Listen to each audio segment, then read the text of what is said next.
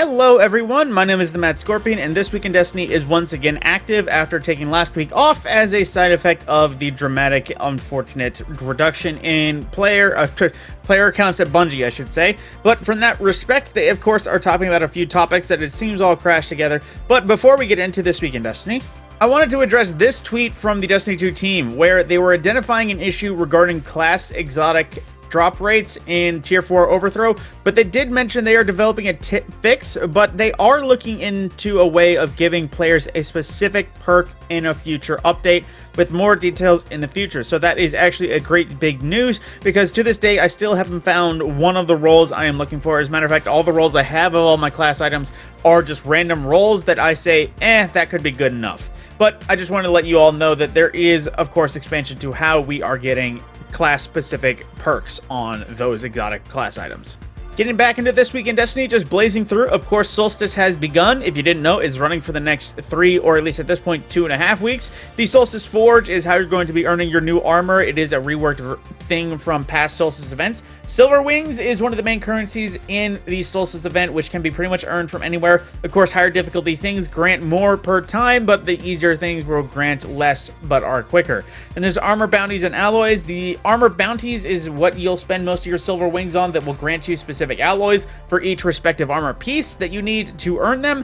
And from there, this is the Solstice armor you'll be grinding for. This is the maxed out version of the Solstice armor. That is the general version. This is the one you can earn without spending any money, but from that point, if you wanted the elemental glows that actually changed the look of this armor so it matches your elemental subclass that isn't just blank white, that you do have to spend either 1,500 silver or the 6,000 bright dust, which if you want to, you could possibly earn this all entirely for free if you grind out bright dust like a madman. That being said, there is a new weapon, a void lightweight bow, that has had some interesting perks. Granted, personally, I don't like lightweights because I feel like each arrow doesn't hit too hard, but it does have some unique subclass verbs on it because it is void, and I do recall seeing something like repulsor brace and golden tricorn, something I love from Velis X. Then there is new mementos available that I actually kind of forgot about looking at it. This is what it looks like. Of course, it would be live as all mementos are, but it is a bit of a weird one as it is the summer look, which I could have sworn I've seen a shader that looks just like this pattern, just not that bright pink orangish. Moving into the weapon tuning, I'm just going to quick fire a lot of these. The lever action aggressive frame scout rifles got a PvE damage buff of 30%, and Dead Man's Tale is also included in that. Heavy burst rifles got a adjusted display saying their RPM is now 395 instead of the old 300. Sniper rifles PvE damage flinch has been reduced by 50%. Glaives got a melee damage reduction by 20, or damage increase by 20%, pardon the wrong words. Lightweight shotguns got their movement buff replaced as they were no longer working before and now are properly working. Special ammo rocket pistols got a corrected issue that was allowing them to progress ammo finders as if they were primary weapons. Hopefully this means more ammo. Then for the mountaintop, they added a speed limit to the acceleration applied to the player when rocket jumping with the mountaintop, and supposedly there is some player reports of use cases besides stacking stickies that are being affected, so keeping an eye on that.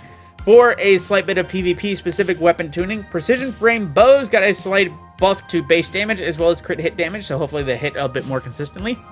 But then into general exotics, the duality, shotgun slug, and pellet spread 1. The corrected an issue where duality was not using the slug shotgun damage fall off scaler of 1.2 times. Conditional finality reduced its base handling by 15 stats and can no longer freeze players in a Well of Radiance, which supposedly it is a bug because no one should be able to be frozen in Well of Radiance at all, which seems like the exact reason that people use stasis nowadays, to freeze people when they're in mid-super. So, you know, maybe that's not exactly great. Ariana's Vow got a buff that it can now pierce barrier champions in about 2 shots according to the Bungie, getting a buff total of 67% higher stat. Then for Bastion, they corrected an issue where Bastion was not spawning with ammo in Crucible. Adjusting some perks, recombination was corrected where the perk would sometimes deactivate before dealing out as bonus damage. And Threat Remover was increased irritation by 2 seconds, reduced pellets required by 1, and added a handling scaler. Then for some adept mods, all of these adept mods removed their negatives, but the one thing that got a slight nerf was adept targeting. Now it also is lowering its stat buff a little bit from 10 to 7. Some upcoming changes they are planning is buffing underperforming subfamilies like adaptive frame submachine guns and rapid fire heavy grenade launchers, which, full disclosure, Bungie, ever since you changed aggressive frames to rapid fire frames, they have frankly sucked in every sort of bit of the game. I don't even think in Crucible people use rapid fire. I think it's adaptive frame. And they're gracefully increasing shotgun damage in PvE, buffs to numerous underutilized exotic weapons, which Huckleberry is still pretty decent, Chaperone is Crucible 1, Bad Juju is only really useful if you have trash ads to deal with, Exodus just doesn't hit hard enough, and Prospector, same thing. It's a fun mag dumper, but it needs damage or something extra to it to allow it to exceed. Then for perks, all the Iron Banner specific perks, Slideways, Alloy Mag, and Master of Arms, etc. As well as a significant weapon mod rework with the addition of 10 plus new mods incoming in the future. So keep an eye out for mods actually being useful again. For some of the armor, they did tune some things. Radiant Dance Machines fixed an issue where players could repeatedly activate Ascension if they had Radiant Dance Machines equipped. For Warlocks, Getaway Onyx no longer grants grenade energy on Arc Soul hit when the player has Devour active, so a slight nerf from there. Solipsism, Spirit of the Star Eater, specifically for the Warlocks, fixed an issue where the super damage bonus from Star Eater scales was being applied to ignitions caused by Song of Flame. For Solipsism, Spirit of Osbiomancy, fixed an issue where the Vortex Grenade were granting more energy back than intended with Osbiomancy. Then for some reserve armor mods, they corrected the issue where basically you could swap to a ×3 reserve, grant all your bonus aim arrow, and then swap back to a ×3 reserve. This is no longer active. Now you just get a slight damage or a reserve buff of 15% broad, as well as reserve mods being a little bit cheaper to use in total. For some upcoming changes, they're going to update some underperforming perks on the exotic class items, particularly for Titans, no wonder, and buffs and reworks for underused exotic armor pieces, thinking of Blight Ranger, Mask of the Quiet One, Skullbot, Dire Ahamkara, and more. Which, just to note, Mask of the Quiet One has never had good returns, Blight Ranger is really a specific perk buff, and Dire Ahamkara has been nerfed ever since it has only been able to get like a quarter super regen at most. That is with killing a lot of things on the field. Then plenty of other small tweaks to exotic armor aiming to provide meaningful utility boosts. Now, some things about Pathfinder. Basically, there is some feedback. As of August 6th, well, actually, let's see. Just briefly looking at these. Looking into the near future, discoverability and general progression are among the top priorities. We want players to be able to find Pathfinder more easily. Yeah, it's kind of hard to find this in generals. And we want objectives to better align with the activities they're set for, like getting 10 grenade kills in PvE without dying is a bit too much of a challenge. Some changes will be a bit quicker to ship, while others will take time, so stay tuned on progress. Basically, they're acknowledging the feedback from Pathfinder and still working on it. As of August 6th, players can visit the Eververse store every week to claim 350 Bright Dust each week until the start of maintenance for Episode 2 on October 8th. Each deposit is there for only 1 week, and you cannot, have them late over. You must claim them weekly. You'll get some 2,700 for free. We'll have more updates to Pathfinder changes in the coming weeks, and thank you for the feedback. Bungie Day is, of course, wrapping up. They have raised a lot of money for charities. If only they had enough money for themselves, based on the past issues.